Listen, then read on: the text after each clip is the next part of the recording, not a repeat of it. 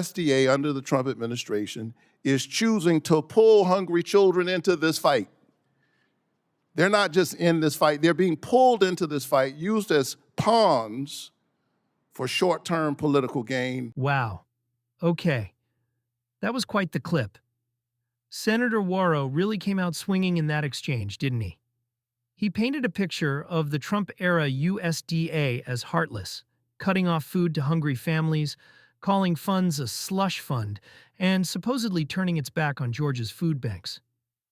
But here's what I saw, and I want to be very clear about this.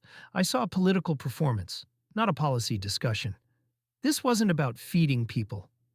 This was about framing a narrative right before an election cycle and using emotional language to score points. Because if you really dig into the USDA's actions during that period, what you find is not cruelty, it's accountability.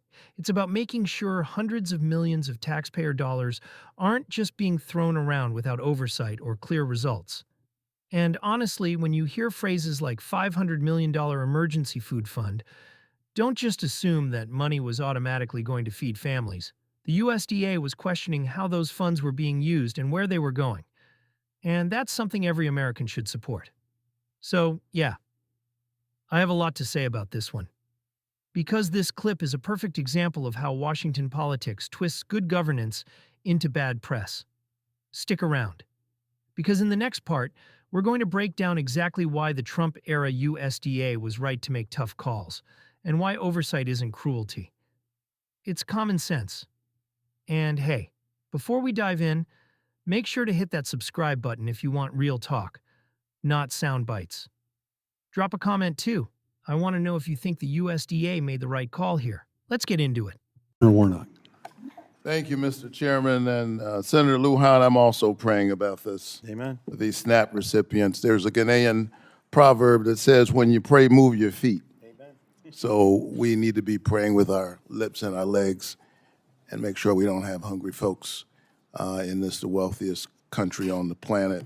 Mr. Walk, before you were senior advisor to Secretary Rawlings, and welcome to the committee. Before you were senior advisor to Secretary Rawlings, you were USDA's acting Deputy Undersecretary for Food, Nutrition, and Consumer Services. Is that correct? Yes, Senator.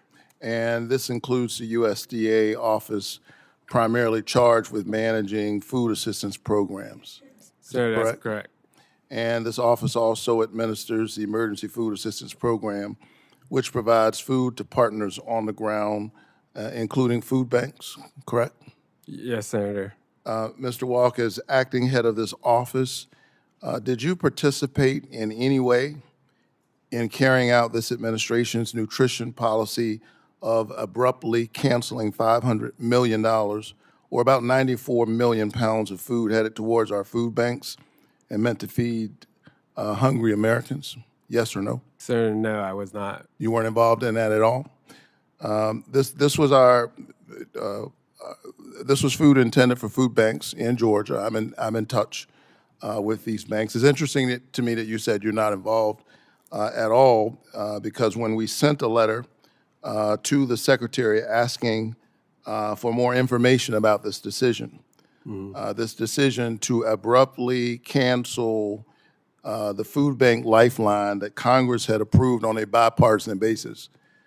We sent a letter to the Secretary asking questions about this, and you said you weren't involved, but you responded. You responded on her behalf with a letter calling this food bank support, quote, a slush fund. Those were your words, Mr. Chairman. I request consent to enter this May 2025 letter signed by the nominee into the hearing record. Without objection. Mr. Walk, do you still stand by your categorization of the Emergency Food Assistance Program as a, quote, slush fund? Senator, I would have to go back and look. I don't have an awareness. You're not aware of your own letter? Senator, as I sit here, I don't remember. I mean, that's a pretty serious accusation that funds intended to go to food banks to support hungry people is a slush fund. The letter's entered to the record, but the nominee doesn't remember the letter that he wrote Food banks in Georgia disagree with that characterization, I'll tell you that.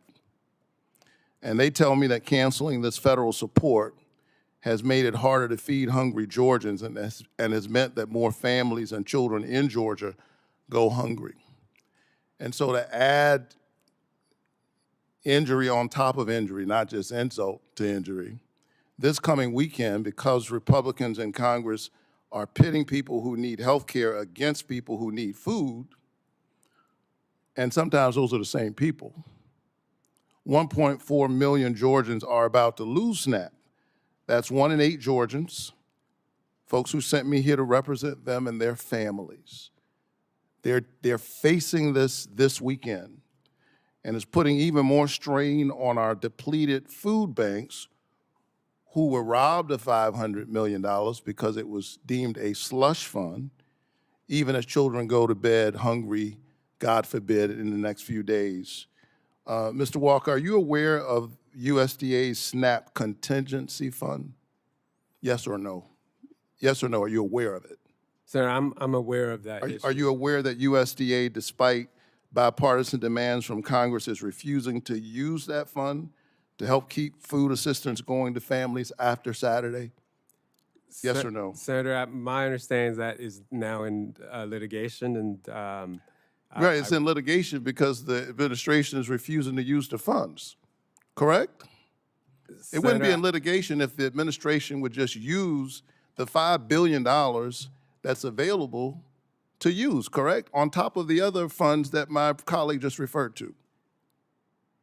Sir, that's a claim in litigation, and because it's in litigation, it's not something that I can. So it's in litigation because these are decisions that the Trump administration, that the USDA is making in real time. They're deciding to pit hungry people against sick people, and I think that's immoral. There's nothing legally stopping the administration from making emergency food assistance funds that they're just sitting on available for Georgia kids and families in November. So as I bring this to a close, Mr. Chairman, look, our parties have a disagreement. Obviously, here's where we are.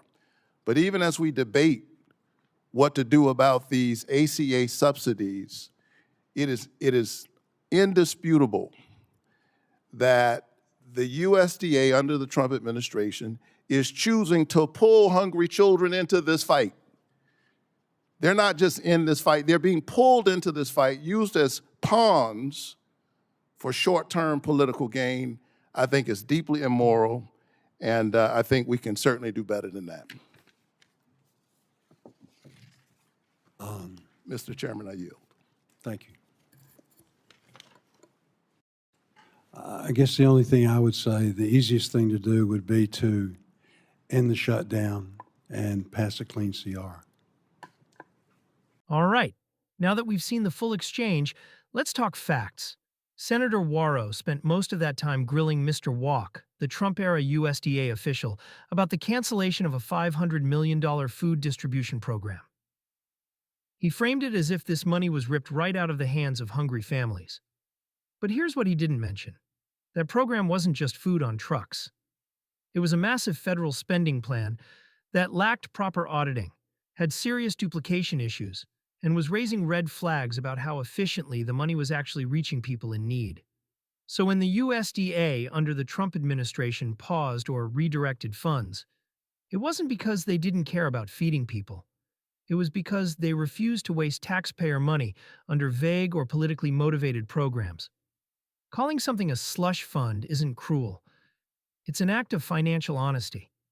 Let's also not forget, during that same period, the USDA oversaw record levels of food assistance through SNAP, expanded emergency waivers during COVID, and partnered with local groups to improve delivery systems.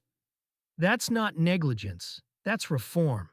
Now, about this idea that 1.4 million Georgians are about to lose SNAP. That's misleading. What's happening is that the USDA and Congress were negotiating how to continue funding during a budget standoff, the kind of standoff that always happens when the other side refuses to pass a clean budget resolution. It's not a lack of compassion.